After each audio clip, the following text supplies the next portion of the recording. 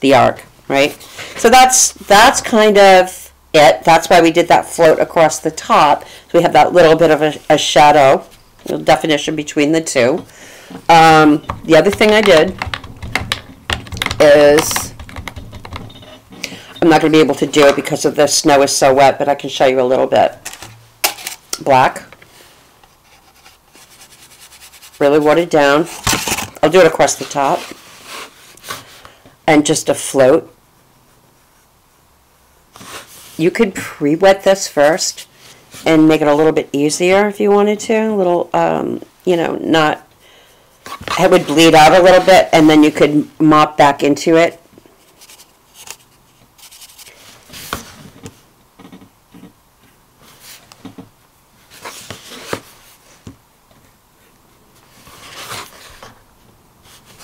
That is about it. What I took a stylus. I know I've got one here somewhere. I took my stylus and just dotted on white dots of snow.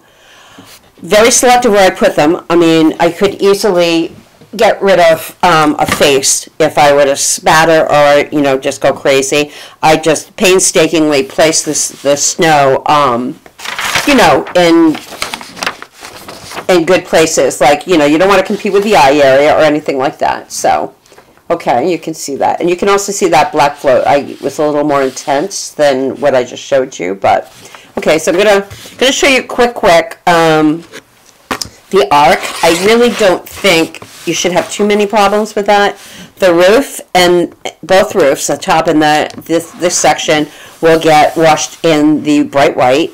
This section right here is antique gold. And usually for a small area like this, I just kind of float, I need more paint, float across the top. I'll flip it around, pick up a little more paint, and float across the bottom.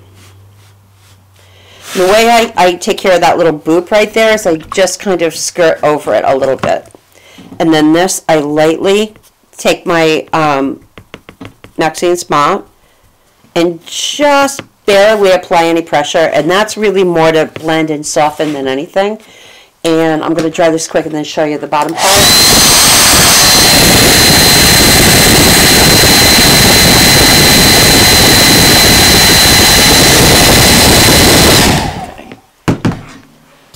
That is the French gray blue, and like I said, feel free to use the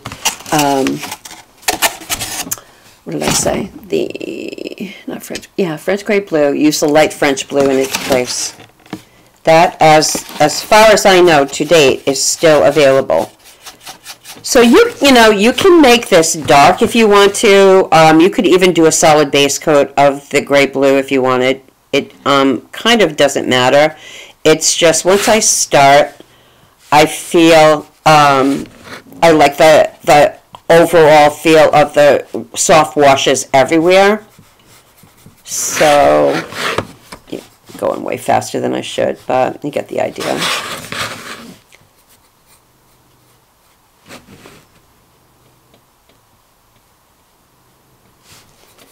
And I want to say the inside edge of this and the outside edge of the oval, this part on the oval, I want to say are black, or the gray blue. I don't remember. You're going to have to read the directions. Then again, I stipple it straight up and down. It's really ugly. This is the first layer. Dry it, do another wash, and then eventually, I know it's hard to believe that it's going to go from this to this. This is 3 or 4 washes for me. So that's basically what it looks like when it's done. Detail work, the windows. I'll show you how I do the clapboard on there. This part, super simple. I'm not an exact person. I don't even pretend to be that person. But sometimes, some area this small, if it's a little cockeyed, it's super noticeable. So I'll take a ruler and my rapidograph pen, and just make my clobbered lines. I do this first before I do my windows, because you can paint right over the windows because those are going to be opaque. Okay, and this has got a little, it's the details that I love, the little, where the boards end and the little nail holes. Okay, and the bricks are done with just a white line, the tip of the number 2 ultra round. Snowflakes, same thing. Stippled snow on there, and do snowflakes, icicles. Load the brush. This is the 4. Load it in the white. So hypothetically, your chimney's already on there, your white bricks. Press, and then draw up on the tip of your brush. Press down. There's even, there's even a little bit of snow kind of wiggled across the top here. Wherever there is a little bit of snow, it gives me the opportunity for icicles. So before I end, I do want to show you lettering.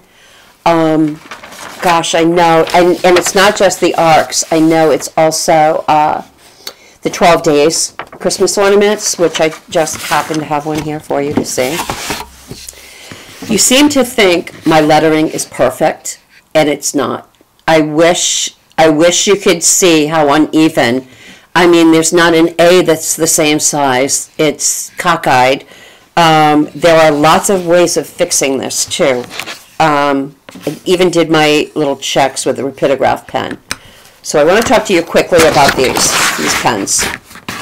The rapidograph is the most easily available. Viking Woodcrafts, think still has them. I'm not sure. They're not cheap. Sometimes you can find them on eBay. Dick Blick. I don't know about Artist Club, but just kind of Google it and they'll come up.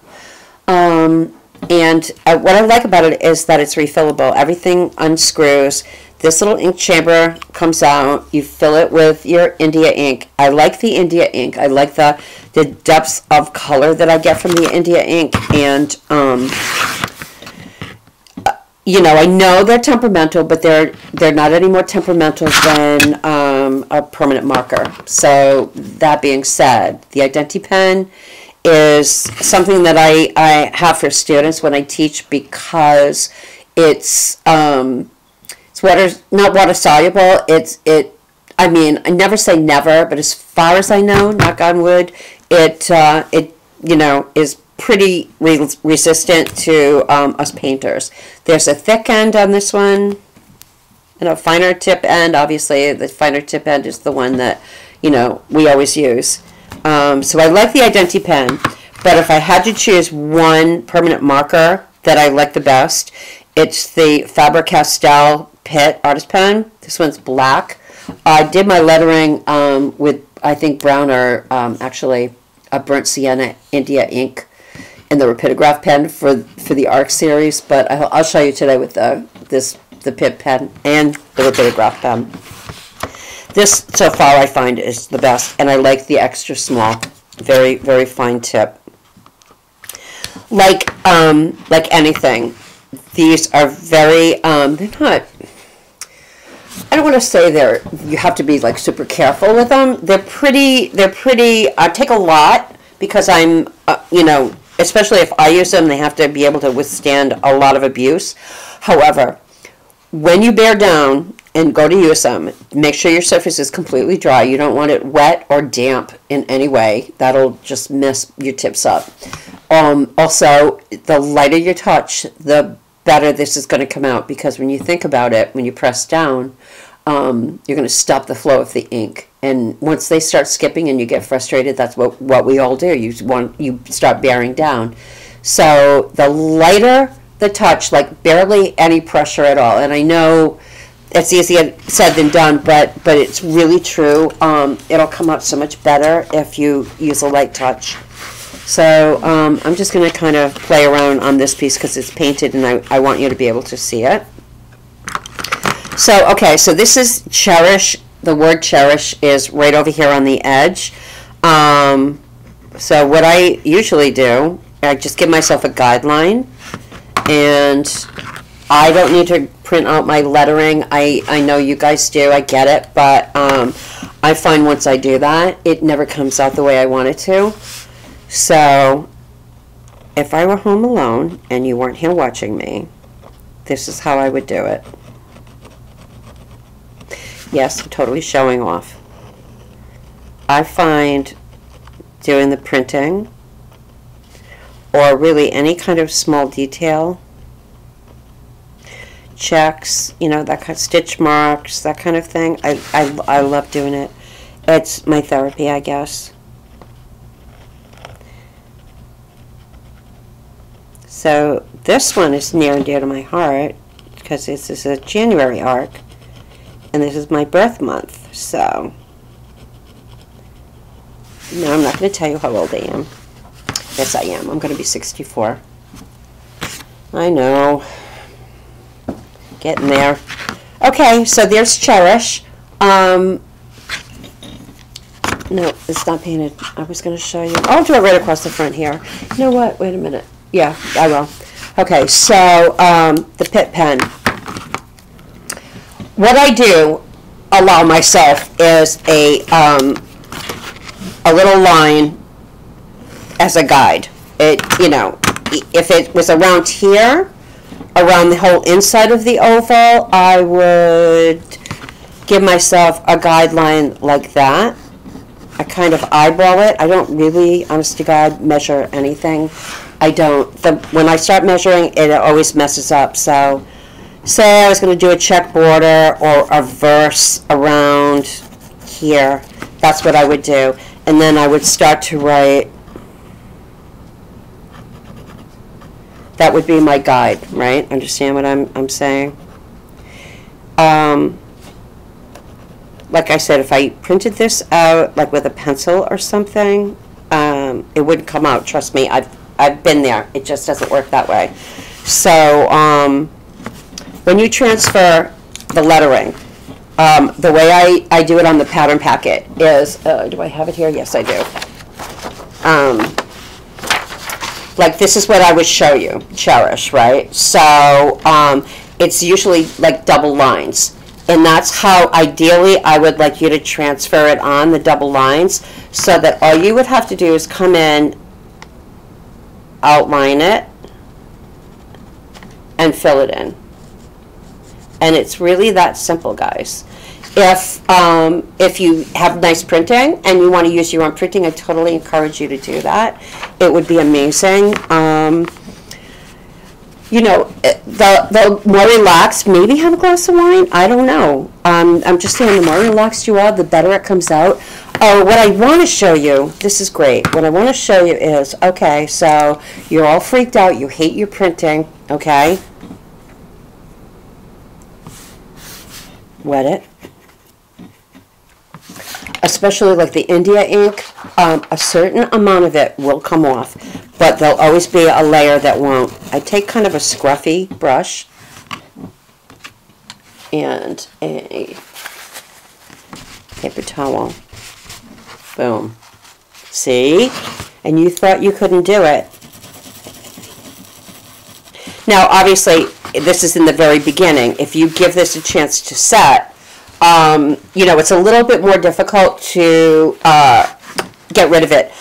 I mess up all the time. I will be printing, you know, doing a verse, getting into it, not thinking about what I'm doing, misspell a word or forget a word, wet it, kind of, you know, wipe it up, and then, you know, go back in with your background color and maybe wash on your background color a little bit to fill it in, dry it, and then start over again.